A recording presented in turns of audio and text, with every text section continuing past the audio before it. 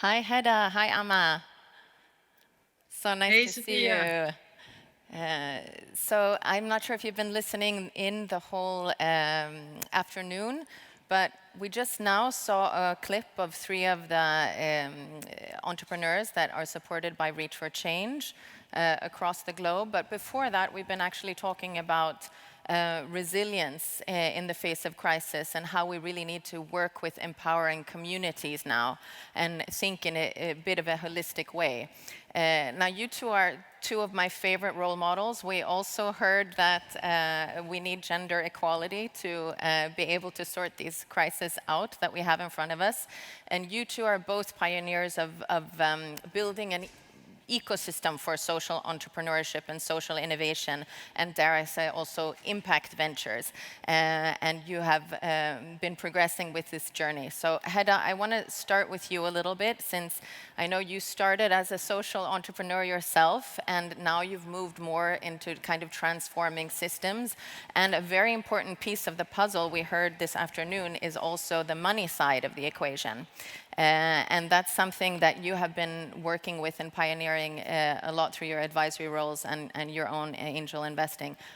Why don't you talk to us a little bit about the trends? Is there enough capital out there for these social entrepreneurs and social innovators that we are supporting?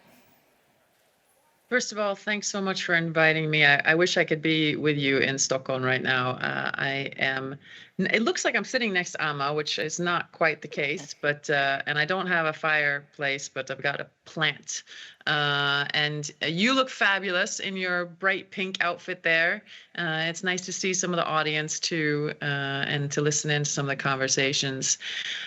So to answer your question, let's see here. First, to contextualize, I've spent 20 years working with entrepreneurship to build purpose into entrepreneurship, which is the core. You need to know what it is that you're trying to achieve and really believe in creating the solution for the challenge that you're addressing. So in these 20 years as a founder, as a business angel, building incubators and acceleration programs and then financing solutions, I've really ended up on the financing side. And I've even left some of the early stage investing to try to move up the value chain to make sure that there's capital available for post-entrepreneurial, post-startup, where we're talking about venture capital and private equity and even public equity. I mean, these social entrepreneurs, why not public offerings? We're going to go IPO. So to kind of to put into context, I'm looking at the ecosystem building from a long journey across watching social entrepreneurship flourishing into something now that's a term that's commonly heard. We see fantastic examples in the media. There's so much positive noise around social entrepreneurship as like the crux, the focal point of, why would you build a business? Business models are there to solve problems, and we should solve real ones. So in terms of trends, I think we see this excitement, this awareness. You're asking me, is there capital? There's plenty of capital, but matching it has been a little bit difficult because as social entrepreneurship has been growing and the impact ecosystem is, you're seeing the same developments on the finance side. You see forms of blended capital from private and public institutions. You see catalytic capital that's trying to grow with requiring less returns. And I think the warning sign that I just have is it's great to see so much media attention on social entrepreneurship and the ecosystem building, but we do have to be careful because you see the backlash in some parts of the world against they're naming ESG right now, but I think we're going to see a lot of pushback and have to be careful in how we proceed, because when you're in the limelight, you get both positive and negative attention. So I have some other kind of warning notes for social entrepreneurs that we can explore later on, and I'll give it back to you, Sofia. Right. Thank you, Hedda. So Amma, I mean, I know you're super passionate about getting more capital into local entrepreneurs, especially female founders in Africa, whether it be philanthropic or other type of investment. But you're also working a lot on the talent pool. I would love for you to share some of your experiences, and also maybe delve into what needs to come first also. Do we need to build the skills up and then attract the capital, or do we need the capital to be able to build the skills? How are we going to tackle this? Thanks, Sophia, and good day to everyone. Thanks so much for the invitation as well. I'm really happy to be here. And it was great to see NECA Foundation because they're one of our clients as well. So it's great to see them featured in the video just now. But yeah, I mean, talent is a huge piece of the puzzle. I mean, we need to build up our local expertise and technical capacity. That needs capital. I mean, we have a lot of funding thrown around for social entrepreneurship as which we just talked about, but it's really about the chicken and egg situation that we're in. You need to build capacity. Banks want to lend, investors want to invest, but the local capacity is just isn't there. We've got a long way to go to bridge that gap, and that needs capital. That needs philanthropic capital. We need to look at models like venture philanthropy, where we can bridge the gap between philanthropy and impact. In developing those skills, we can then bridge the gaps around, business processes, capacity building, and then also really developing local infrastructure. I mean, we need a lot of sort of impact funding to help us to bridge some of the infrastructure gaps. And I'm talking about communities that just need that one machine that will allow them to, reduce their post-harvest losses drastically. We know from organizations like Convergence that, $8 million of grants mobilizes $1.5 million in private capital. So we know that it works. I think we just need to see more of that sort of blended finance, impact investing. A lot of sort of catalytic conversations have been had with the foundations to maybe build their capacity to sort of look at the way that they can support models like venture philanthropy and blended finance in a way that is, scalable and address the urgent needs that we have for development and funding that will match that sort of talent gap and infrastructure gap that I just mentioned. Thank you, Amma. Hedda, I want to go back to you. I know you've talked about kind of the warning signs of what we see now, the ESG backlash you were talking about, but also impact washing. Will this have an effect on our entrepreneurs? Will it be difficult for them to look for capital now when we hear these kinds of terms? What's your take? Well, nothing can stop an entrepreneur to look for capital.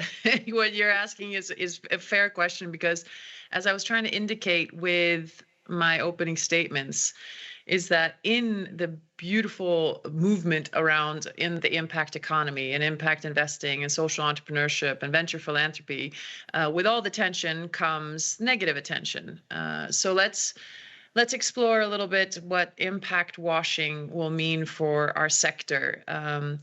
There's a tendency to create meaning by demeaning others. So that's an unfortunate habit in the mainstream finance section, which I think we're sometimes picking up here, even between, dare I say, the social entrepreneurs themselves, vying for attention and capital. And that's one of the warnings I really want to give social entrepreneurs, to be as supportive and inclusive in theories of change, which may not be the same. Values are different, and it's important to be as inclusive in our space as we recommend for our beneficiaries. So going back to the external threat, impact washing, unfortunately, is becoming a little bit of a witch hunt. And I think the purpose of the whole backlash is to create accountability and transparency, which we fundamentally require. If we're going to be able to do anything with integrity, we need to be transparent. My concern with the impact washing and greenwashing hysteria is that there's lots of organizations and well-intentioned people who are getting penalized for being on a journey and for taking incremental steps. And as we know, change takes time, and values shifting, especially if you're when you're a social entrepreneur, you control your organization, you take a larger structure, and it takes time sometimes to move the needle and the culture. So I think in terms of for social enterprises looking for capital and are aware of the impact washing allegations, you need to be careful not to overstretch your targets, your promises, because that's what I think we're really pushing back against. To be realistic and again incremental in terms of what you hope to achieve. Dream, vision, big as possible. But in terms of delivering on reasonable, practical, implementable steps, measuring that and being as transparent as possible, that's the only way you can counter the concerns that we're going to see from anybody providing capital to an impact entrepreneur. Thank you, Hedda. So also thanks for that. Some good tips for our audience, social entrepreneurs there as well, in terms of measuring your impact, which is something that Reach for Change talks about quite a lot. I want to take it back to you. I mean, you've worked with so many social entrepreneurs in terms of giving them tips and ideas into how they scale their business. As you were talking about, not everybody has to be a moonshot. Maybe it's enough for those who get, a little bit of investment, whether it be grants or others, and are able to, double down their size and their impact. So can you share with us maybe what do we need to build these more resilient communities that we've been talking about this afternoon, and how can social entrepreneurs be part of that transition? Yeah, I think we all as stakeholders, whether we're funders or, market builders or recipients of potential funding of any kind, we just need to really realize that, we are here to solve serious problems. It's sort of beyond urgent, and we know the issues around climate, gender. I mean, local communities. I mean, inflation it's gone bonkers. In this side of the world, traders are actually capitalizing, unfortunately, on inflation. So, if cost inflation's gone up by 15%, you're seeing prices almost double in the shops or in the forecourts. So it's making life very, very difficult. And I think, we just need to remember, again, like a previous speaker said, our why, our purpose, what problem are we solving? We need to think deeply about what that problem is and how we can all connect and join up our thinking and our approach to find the best way possible to solve those specific issues around the SDGs. And it's the SDGs that we all want to achieve. We're very far off with COVID. I mean, some of our plans are being shot to shreds, but it's really about connecting the dots with the funding situation, those in between intermediaries linking up to communities and the problems that we're solving, and those who are delivering the solutions, i.e. the social entrepreneurs that we're here to help. So I think connecting, creating spaces as funders, especially for some experimentation as well. I think we need to really shake things up in terms of our approach. We know that the way that we've done things in the past has not necessarily worked, especially when we talk about development and sustainable development. We definitely need some urgent space and attention and resources for experimental models that can really move the needle in supporting our social enterprises. Great. Thank you to you guys, Hedda and Amma. I think connection has been a great theme of this also. So we're really happy that you joined us today. Thank you.